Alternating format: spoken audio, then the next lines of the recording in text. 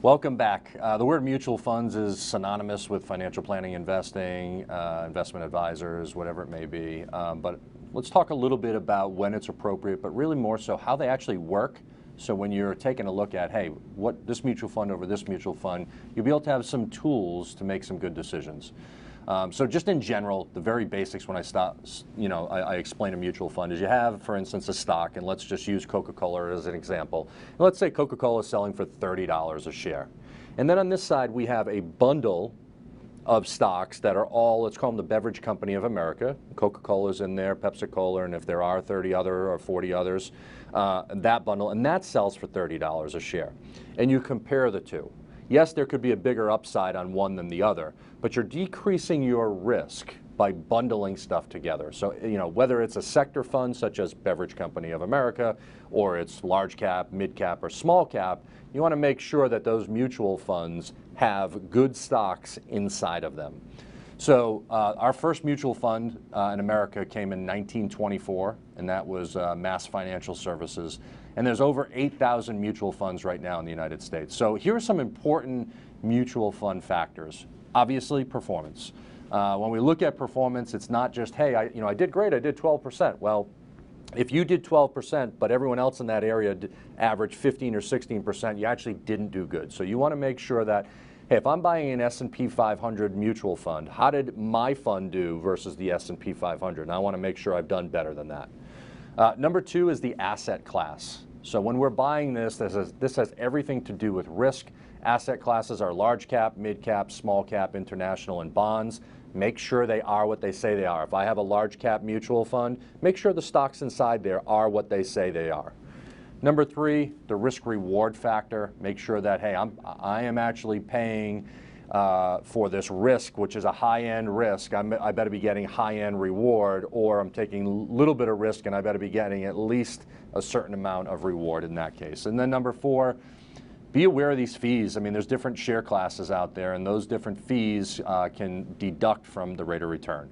Let's quickly break these down. Number one, let's take a look at this performance chart. This comes from Morningstar, and we're going to go to the highlighted areas. Might be tough to see here, but the fund on the right side shows 2019 did 34%, this large cap fund. But the next one right below that says 33. That's the percentile out of 1,360 funds that this fund did. So it was in the top third of all other large cap growth funds. The year before it was top 13%, the year before 23, then 51, 5, and 12. So this was a pretty healthy fund.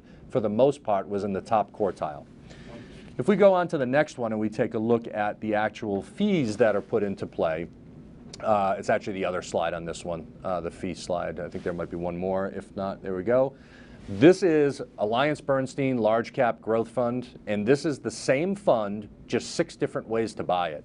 And if you look at what I've highlighted in that row, the top one charges 0.89, the third one down charges 1.64. It's the same exact investment. It's just a different way that they're charging fees. So you need to be aware of the share class that's available to you and that you can buy. So, when we put this all together, I didn't get to the risk reward, but I think what we need to take a look at here is be aware of everything that's out there. Morningstar is a great resource. Take a look at that. Make sure that the risk that you're taking, you're getting a greater return. Make sure you're in the top quartile or better. That's a good indication. And make sure you diversify. When we return, we're going to talk about target date funds. We have a viewer question to answer that. Stay tuned. Welcome back. We have a viewer question. Tom from Coventry asks, I contribute to my 401k and I've been using a target date fund as my investment choice. Is this the best choice when selecting my 401k investments? So I think, Tom, the answer here is it's not a bad choice. Target date funds are an asset allocation that then matches up with when you retire. So if you were retiring 20 years from now, you'd have a 2040 fund. It would be more aggressive today. And then as we moved through time, it becomes more and more conservative, meaning more and more goes to bonds. I think, there is no substitute for choosing your own funds and making it the right allocation for yourself. So when you can do that, I would make those choices. I use this as a standard. When you're getting started, choose the target date fund so you don't discourage yourself and put things off. It's a great alternative. And number two, as balances get larger, you're going to pay more attention and you're going to select some of those funds. We want to thank you for joining us again this week. Have a great week, and we look forward to seeing you again next week.